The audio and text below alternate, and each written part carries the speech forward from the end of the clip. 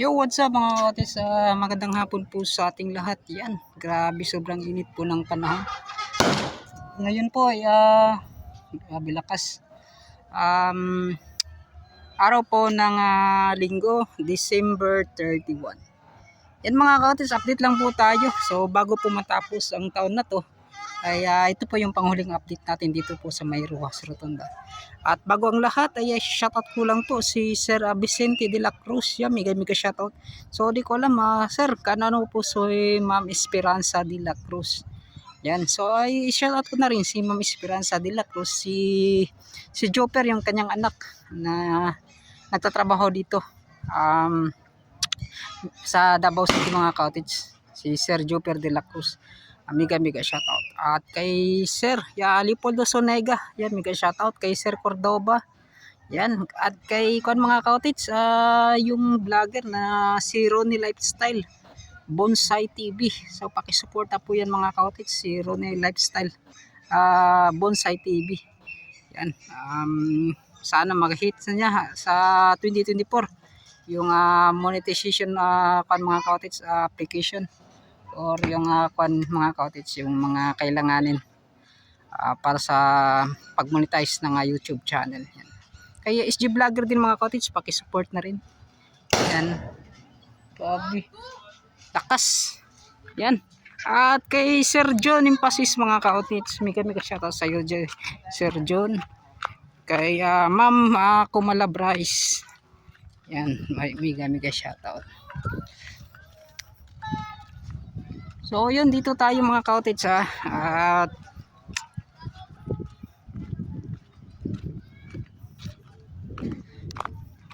ito yung mga nakita natin dito ngayon.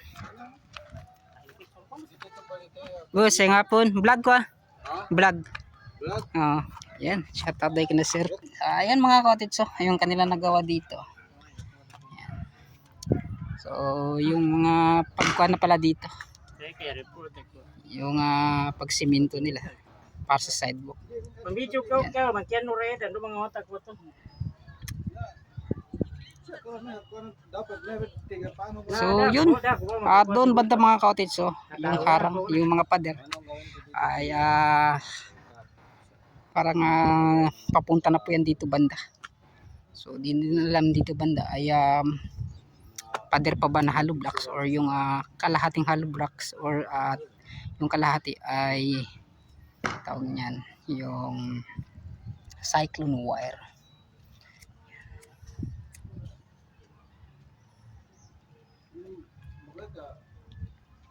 Yun, no?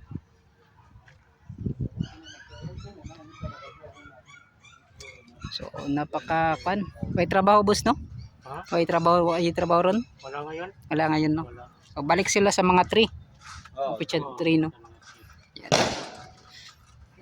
So yun mga coach, napakainit po ng panahon ngayon.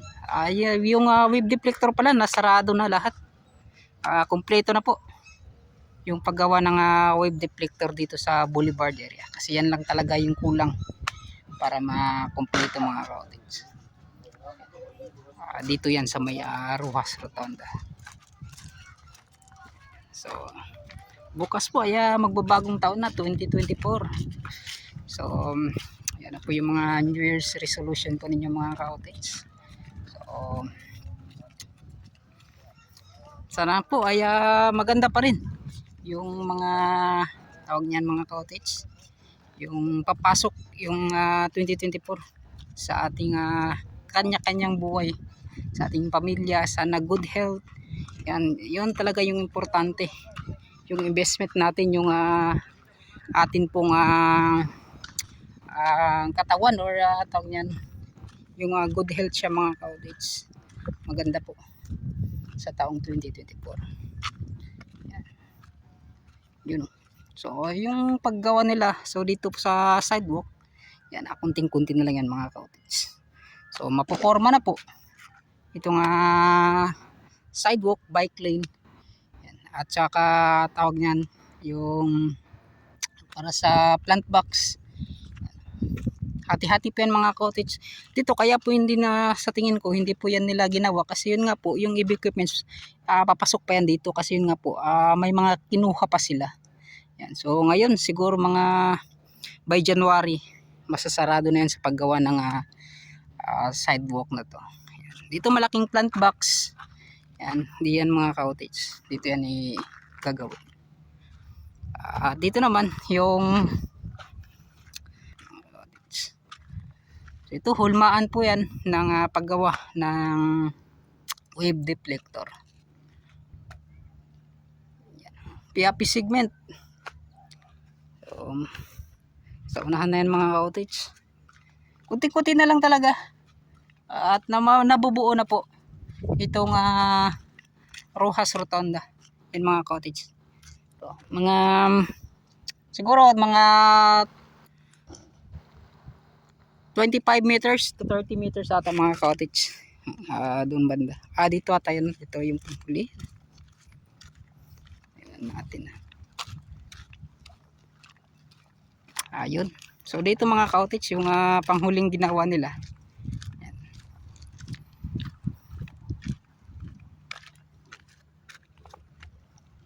So yun. Old na ito. So ito. So dito mga cottage nagsisimula yung paggawa nila ng itong wave deflector hanggang doon. So mga 20 meters lang ata yung haba. So yun at maganda na po yung simula ngayong taong 2023. Sobrang dami po talaga nang nangyari sa taong 2023. Maraming mga good news. Yun nga po, yung isa sa mga bad news ngayon sa hindi naman yun mga hindi naman tinatawag natin talagang bad news. Yung mga ina-expect natin ay doon talaga sa Davao River Bridge. Yun, so natapos yung taon na akala talaga natin ay sa taong sa buwang December, ngayong December talaga mga cottage ay sisimulan po yung ginagawang Davao River Bridge. Pero failed talaga tayo mga cottage. Wala po tayong mga updates sa kanilang ginagawa. Ngunit mga cottage ay napermahan naman din yung pondo. So yun po ay pinagkaloob ng China dito sa Pilipinas para po mabuo yung Davao River Bridge sa pagdugtong ng ginagawang Davao Coastal Road. Yan. So yan, kunting-kunti na lang yung mga cottage. Yan. Dito banda yung pa-circle niya mga cottage, itong rotonda ay mabubuo na. So kapag ito nakuha na itong napakalaking box culvert na to, so check po mga cottage ay kitang-kita na talaga yan yung kabuuang itsura nitong ginagawang Rojas Rotonda. Kaya sobrang init po ngayon ng panahon mga cottage. So in-update ko lang mga cottage para may content naman tayo sa huling araw po ng taon, taong 2023. So December 31 po ngayon. At yan, maraming salamat talaga sa mahigit 2 taon na at sa 4,000 subscribers. So nakahita po tayo mga cottage ng 4,000. Maraming salamat po sa inyo sa walang sawang pagtutok po at pagsuporta sa aking YouTube channel. Yan. So, at yun, Happy New Year sa lahat po. Sana po ay good health sa lahat po ng mga viewers natin, sa lahat po ng mga solid supporters natin dyan. And happy New Year sa inyong lahat. Yan. Sa pamilya ko mga cottage, at huwag tayong tawag niyan, makalimot sa Panginoon na laging gumagabay yan sa atin. So huwag kalimutang magdasal yan mga cottage. Sa mga relatives ko dyan sa Jensan, sa Davao, dito sa Davao, sa Samal Island, yan, sa Mabini, Combal. Yan, mega shout out sa inyong lahat. Grabe, sobrang init po ng panahon mga cottage. So, yun. At ito mga cottage, itong update ko ay pinasilip ko lang sa inyo kung ano po yung mga nangyari dito. So ito na po. So magka-count naman tayo by months, by days, yan mga ka-cottage, sa pagbuo ng Davao River Bridge. Yan. So pasensya na po sa inyong lahat mga ka-cottage, wala po tayong mga nakuhang update sa Davao River Bridge. Baka sa 2024 mga ka-cottage, marami nang mga ganap dyan banda. So pupunta tayo sa may Ruas Extension at pupuntahan natin mga ka-cottage ano yung mga makuha nating update. Yun, let's go. Yun mga ka-cottage, papunta na po tayo dyan sa may Ruas Extension. So yung kanilang ginawa dito mga ka-cottage, so para wala talaga makapasok, so sinarado pala nila yung daanan na to. Yan. So para mas wala talaga mga ka-cottage, wala pong mga tawag niyan, mga disgrasya or ano ba, lalo na yung mga sasakyan na pumupunta at pumapasok dito sa ginagawang Davao Coastal Route. So goods na goods din mga ka-cottage na may ganito para po secure yung lahat. So nakasarado yan.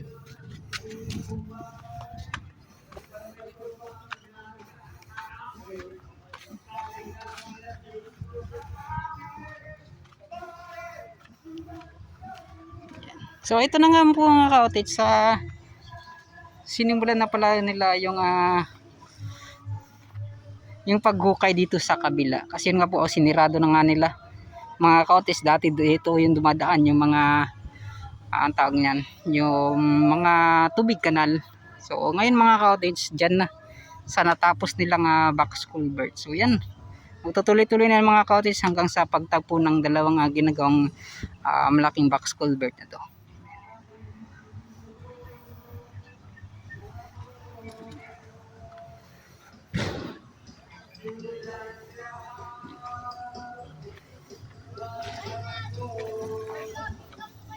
Yan, shout out. Yan. So punta tayo dun sa unahan, let's go.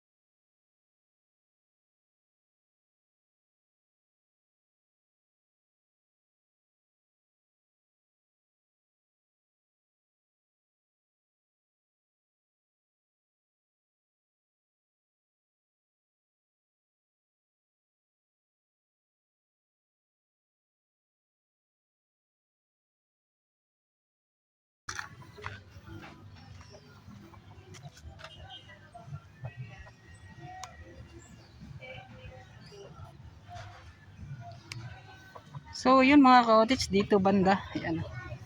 So kita po ninyo yung mga nangyayari ito, yung itsura po sa ginagawang daluyan po ito mga ka-cottage ng tubig kanal dito.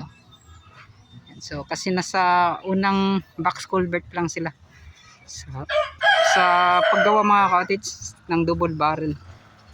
Tapos dito naman gagawa na po yan ng double barrel na naman. And so apit po yan mga ka-cottage, apat po yung butas, daluyan po ng tubig kanal dito.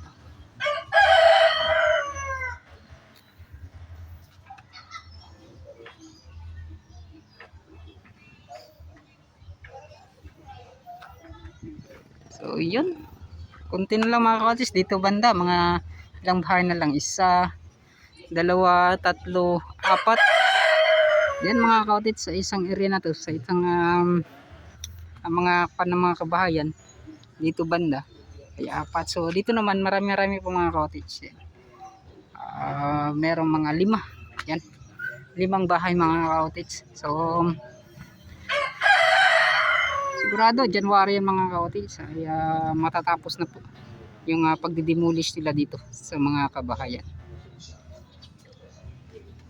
Yan.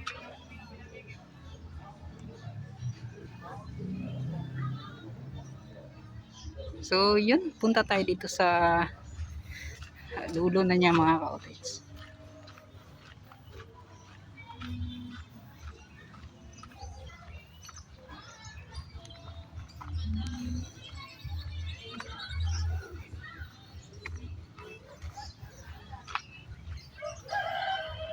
Sobrang init po ng panahon.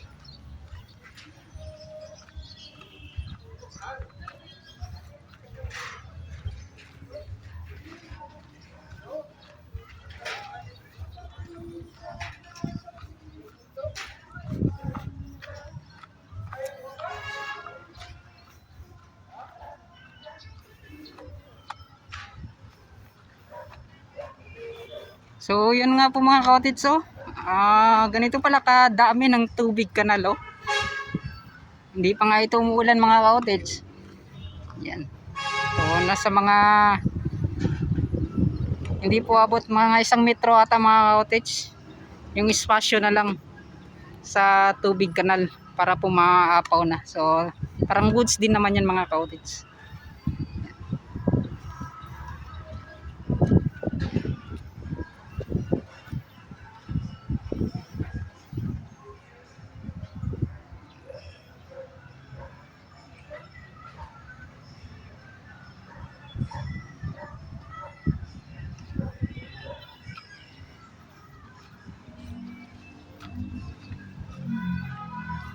So yun mga ka-outage, sobrang init po ng panahon.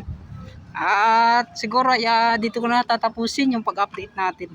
Yan. So kumuha lang tayo ng update mga ka-outage. So para po may kuwan tayo sa December 31. Yan. So maraming salamat at hanggang dito na lang mga ka-outage. Yan. So nagpaalam na po ako. Yan. At maraming salamat po sa inyong lahat. Wish you Happy New Year, prosperous New Year mga ka-outage. Yan, so lagi po tayong mag-ingat sa pamilya po ninyo, good health mga ka-outage. Yan, maraming salamat po ni. So yun mga ka-outage, maraming salamat pala sa lahat po mga solid supporters natin dyan, solid viewers, solid subscribers. At yun nga po, sa taong na to ay napakarami pong mga nangyari na magaganda mga ka-outage. At yun nga po, sa mga hindi ko po na shout out, mega shout out. So yung iba kasi nakakalimutan natin yung mga pangalan. Yan, sa mga hindi naman po mga ka-outage, sa dami kasi talaga. Mega shout out at happy new year po sa inyong lahat. Tawag niyan, Leopoldo Sonega, ayan, si mga Esperanza de la Cruz, Ma'am Esperanza de la Cruz family, kay Sir Vicente, kay Sir Joper, at kanino pa si ayan, si Sir John, at si Ma'am Kumala Bryce, yan. So mega shoutout po sa inyong lahat. So happy new year at sana ay maganda po yung pagpasok po ng bagong taon. Yan mga ka-outage, maraming salamat. At sa OFWs pala natin dyan mga ka-outage, mega shoutout. Yan, lagi po kayong mag-ingat. At bye bye na.